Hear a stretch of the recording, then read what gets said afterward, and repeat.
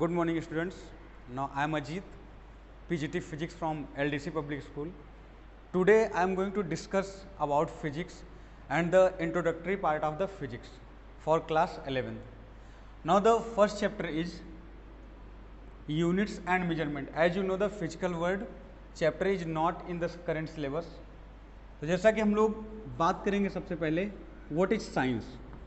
The word science means systematic study of any subject. Systematic study of any subject is called science. That means हमारे पास जितने भी subjects हैं उन सबकी अगर हम लोग सिस्टमैटिक स्टडी करते हैं तो सिर्फ क्या बोलते हैं, साइंस बोलते हैं.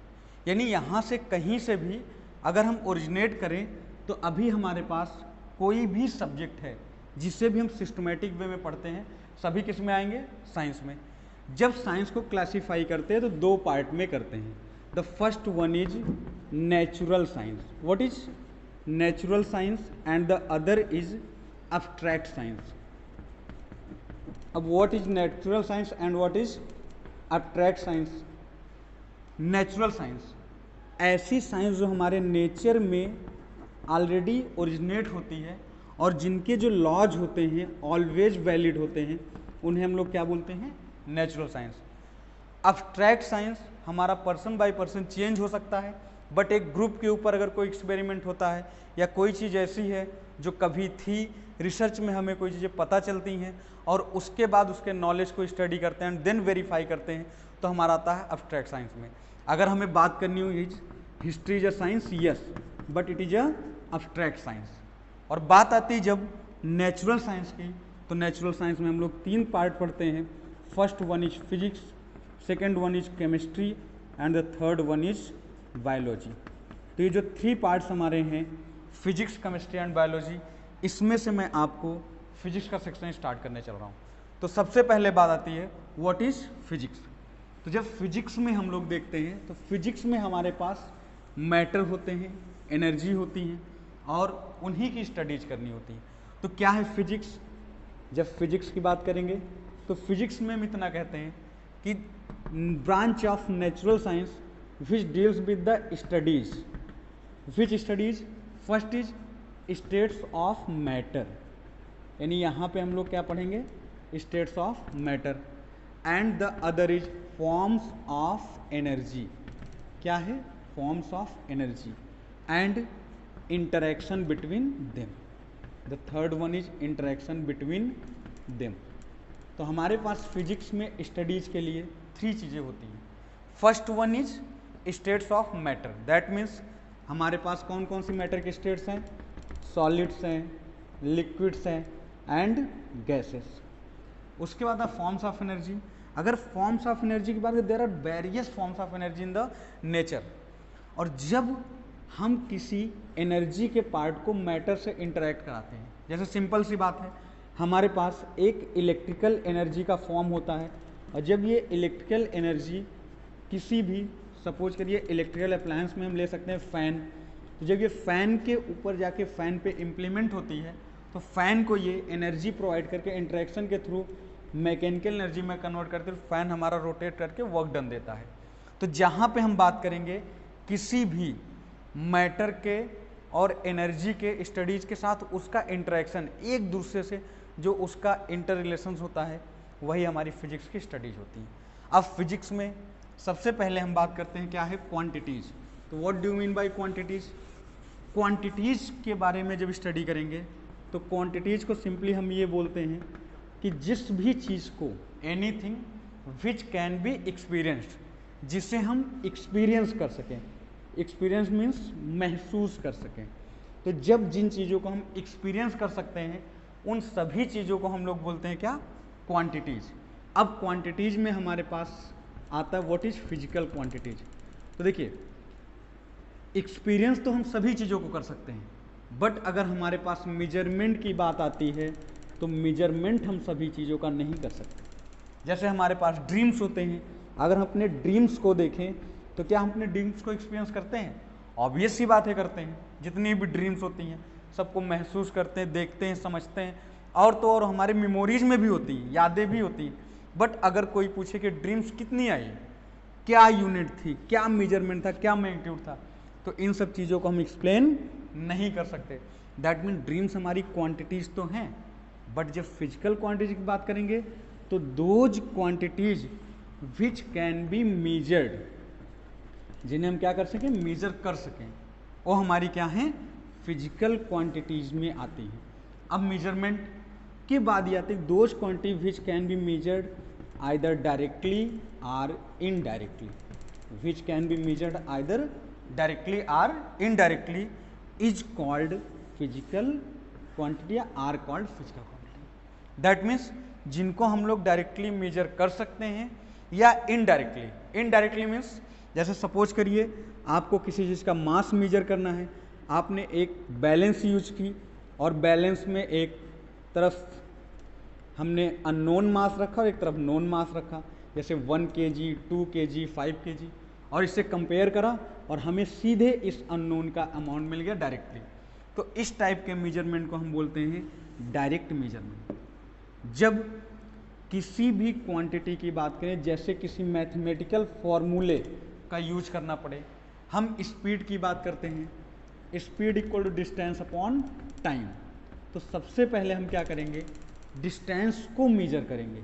जब हम डिस्टेंस को मेजर कर लेंगे देन हम मेजरमेंट ऑफ टाइम पे जाएंगे, और डिस्टेंस और टाइम को सेपरेट मेजरमेंट के बाद उसको ला के जब इस फॉर्मूले में हम सब्स्टिट्यूट करेंगे तो यहाँ से मिलेगी हमें स्पीड।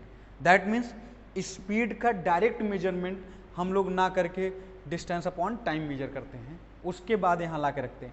कभी कभी हमारे मन में क्वेश्चन आता है कि जब हम बाइक से चल रहे होते हैं तो बाइक से चलते टाइम तो हम बाइक के स्पीडोमीटर पे स्पीड देख लेते हैं, ये बात सही है, बट वो स्पीड ना होके इंस्टेंटेनियस स्पीड होती है।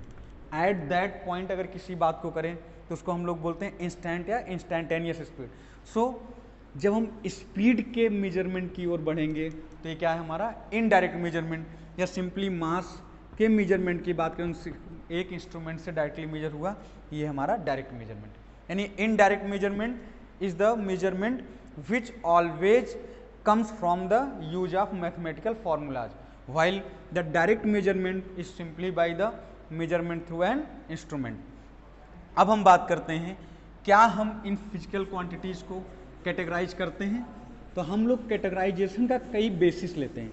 जैसे अभी हमने आप एक सिंपल सा किसी चीज़ को क्लासीफाई करने का तरीका समझे, तो हमने पूछा कि यहाँ पे जितने स्टूडेंट्स हैं उनका क्लासिफिकेशन करना है। तो एक तो हमने ये कह दिया कि ऐसे स्टूडेंट जिनका कुछ परसेंटेज बेसिस रख दिया, अब 65%, बिलो 65%, अब उन्हीं में से हमने एक क्राइटेरिया दिया और इस बिहाफ पे मेजरमेंट किया। दूसरा हमने क्या किया, एक दूसरा क्लासिफिकेशन लिया, हाइट अबव 5 फीट और बिलो 5 फीट। तो यहाँ पे हमने दो क्लासिफिकेशन किया, उन्हीं बच्चों को दो पार्ट में रख सकते हैं। तो जब हम किसी भी चीज़ के क्लासिफिकेशन पे जाते हैं तो classification always has its own basis. तो हम लोग जब फिजिकल क्वांटिटी का क्लासिफिकेशन करेंगे तो फिजिकल क्वांटिटी के क्लासिफिकेशन में सबसे पहला पार्ट हमारा आता है on the basis of measurement. Physical quantities on the basis of measurement, and the other is on the basis of representation or direction, on the basis of representation on direction. तो इसकी studies हम लोग unit 2 में करेंगे और ये है हमारा यूनिट 1 में। तो मेजरमेंट के बिहाफ पे हम लोग फिजिकल क्वांटिटीज़ को दो पार्ट में कैटेगराइज करते हैं। पहला हमारा होता है fundamental physical quantities, fundamental physical quantities, and the other is derived physical quantities. Fundamental means those quantities which are independent, that means can neither be created and nor be broken into the other physical quantities। यानी ना तो ये other physical quantities से form हो सकती हैं और ना ही उसमें ब्रेक हो सकती हैं। तो इन फिजिकल क्वांटिटीज को हम नेम देते हैं फंडामेंटल फिजिकल क्वांटिटीज। और जिन क्वांटिटीज को, those quantities which are made up by the help of or combination of fundamental quantities are called derived quantities. That means the derived quantities can be expressed in terms of fundamental quantities. हम अगर देखें तो for example मास, अब मास तो ना तो separate कर सकते हैं और ना ही इसे किसी से कंबाइन करके फॉर्म कर सकते हैं। वाइल अगर हम बात करें स्पीड की, तो स्पीड इक्वल टू हम कहेंगे distance upon time. That means the speed is represented in terms of distance and in terms of time. अब जब फंडामेंटल क्वांटिटीज को थोड़ा और डिटेल में देखें तो how many fundamental quantities, fundamental word ही होता है कि जो मिनिमम पॉसिबल क्वांटिटीज है, दैट मीन्स जिन्हें हम ना तो ब्रेक कर सकते हैं और ना ही अदर क्वांटिटीज के टर्म में से फॉर्म कर सकते हो ना ब्रेक कर पाए, वो हमारी क्या है फंडामेंटल। तो there are 7 fundamental physical quantities, there are 7 fundamental physical quantities. For example mass, length, time, temperature, electric current, luminous intensity and amount of substance,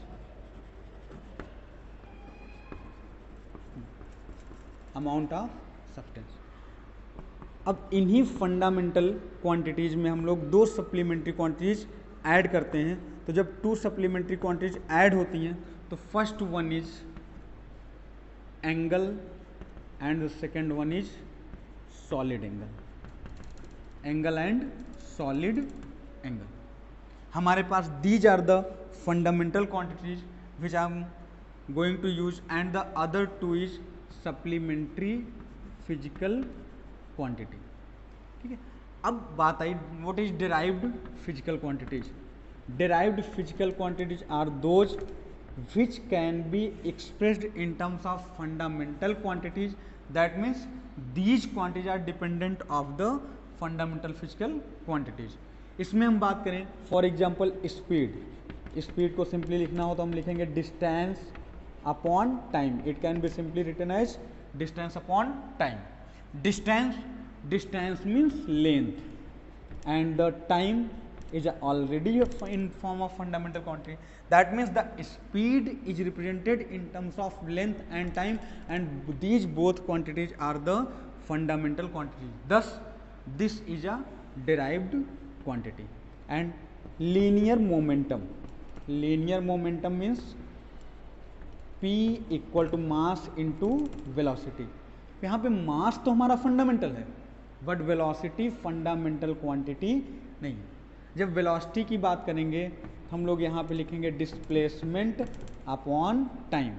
here the mass displacement upon time, mass is a fundamental, displacement is a fundamental and time is a fundamental physical quantity. दस P is expressed in terms of fundamental quantities mass, length and time, hence it is a derived quantity। These are the simple way to express the physical quantities derived and fundamental। Thank you class।